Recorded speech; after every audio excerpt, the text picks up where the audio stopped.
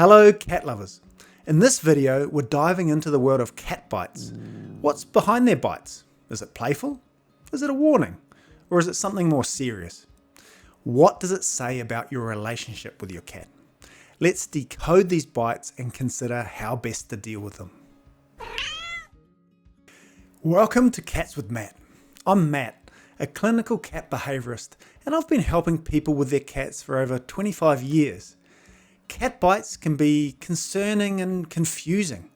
One minute your cat's seeking out contact with you, seemingly enjoying some of the cuddles, and the next they've got their teeth sunk into you. What's going on? Cats mouth and bite for a variety of reasons. Sometimes it's playful, sometimes it's a way to say enough. At other times a cat may bite because they're stressed and fearful, frustrated or angry. Let's explore the different types of bites and what they mean by using a cat bite traffic light system. First up, let's talk about green light bites. These are play bites which you don't really need to worry about. Cats, especially kittens, love to play fight. Biting is part of this fun, along with pouncing, grabbing, holding and kicking. It's how they practice their skills and bond with others in their social network, whether that's a feline housemate or a human one. Usually these play bites are relatively gentle, and so long as they don't break the skin, they're not anything to worry about. In fact, it probably indicates that your cat is comfortable with you and looking to have some fun together. Signs that indicate that your cat is play biting include your cat looking excited but relaxed, rather than stiff and tense. Their ears will face forwards for some of the time at least, rather than being rotated backwards or flattened against their head. There won't be any hissing or growling. Sometimes excitement may get the better of them and they might bite harder than intended. If their bites hurt, I'd suggest stopping the game and letting them settle for a couple of minutes before considering restarting the fun. You can also take this opportunity to redirect their desire to play towards a more suitable object like a cat kicker toy they can grab, hold, bite and rake. Remember also, cats are natural predators and they tend to rehearse their hunting skills by pouncing on and biting feet and other moving objects in their environment.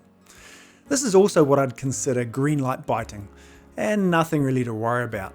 But to save your feet from becoming pincushions, make sure you provide regular opportunities for this behaviour with, say, a fishing rod type toy they can stalk, chase and capture.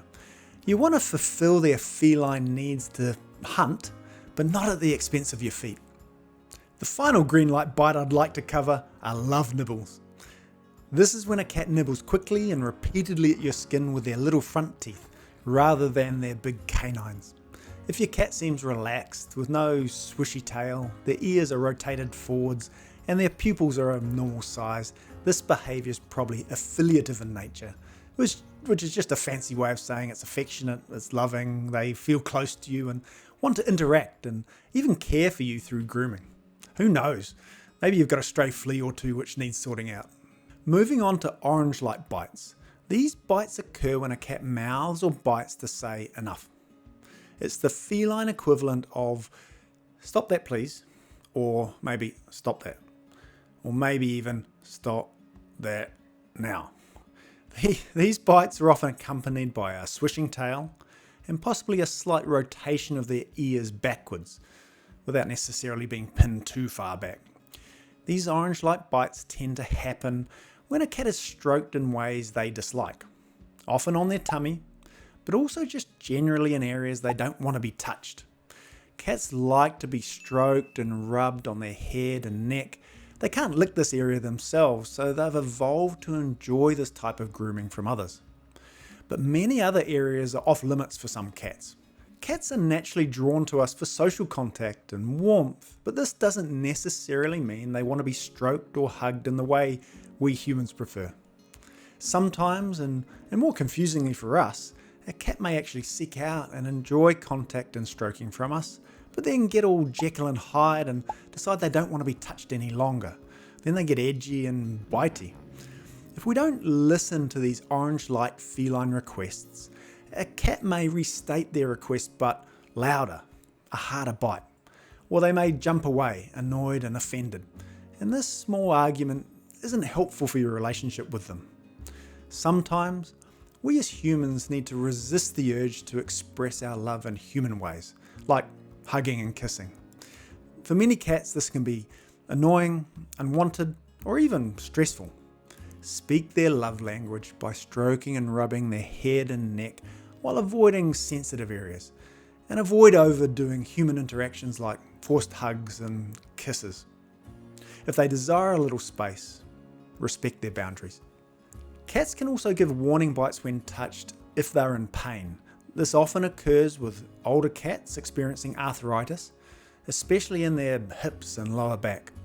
If your cat has become intolerant of being touched in areas of their body they used to be comfortable with, or when they're picked up, get them down to the vet for a check-over.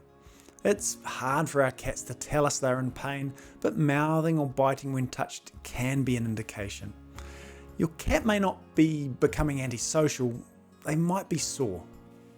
Okay, onto the serious stuff. Red light bites. If a cat is fearful, anxious, frustrated, angry, or in pain, they may bite in an attempt to resolve the situation. These aggressive bites are usually accompanied by other red light warning signs like growling, hissing, spitting, flattened ears, spiky fur, and dilated pupils. The bites themselves will be much harder, and they're likely to break the skin and inflict cuts and puncture wounds.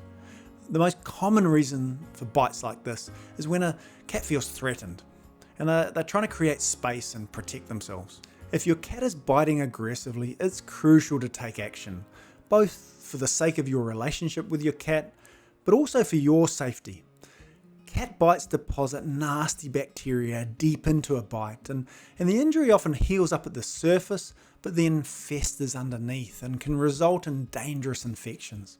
If you're on the receiving end of a hard cat bite, which punctures the skin deeply, you must seek medical attention. It seems excessive, but cat bite infections are nasty. The 3 things you should consider when dealing with a cat who is biting in the red zone is to identify and avoid triggers. Figure out what situations or events cause your cat to become agitated. And try to set up life so these triggers don't occur. This might mean changing how you interact with your cat, play with them, or by ensuring they have a way to diffuse stressful situations through avoidance and evasion rather than aggression. Don't punish your cat. If your cat's aggressive, don't attempt to punish them. It's tempting to want to teach your cat that biting's not okay by telling them off, but these negative interactions just tend to increase your cat's stress levels, potentially worsening their aggression in the moment and most likely in the long term, while also being a black mark on your relationship. Build a positive bond. Engage in activities with your cat that they really like. Play in ways they enjoy. Hand them food rewards when they come and sit next to you. Enrich their environment and handle them in ways they enjoy. If you're struggling to manage your cat's biting or need help identifying what your cat's triggers are, please don't hesitate to seek help from a qualified feline behaviourist. They can provide tailored advice and guidance which can restore peace to your home by helping you change the way your cat feels about situations that trigger aggression. In the description below, I've included a link to my website where you can book a remote consultation so I can help you with your cat's behaviour. Remember, understanding your cat's body language is the key to a happy and harmonious relationship with them. Pay attention to their signals, respect their boundaries, and seek professional help if needed. With patience and understanding, you can navigate biting challenges and enjoy a loving bond with your feline companion. Thanks so much for watching. If you found this video helpful, give it a thumbs up and subscribe for more cat behaviour chats. And if you've got any questions or experiences to share, leave a comment below. I'd love to hear from you. I look forward to seeing you on the next one.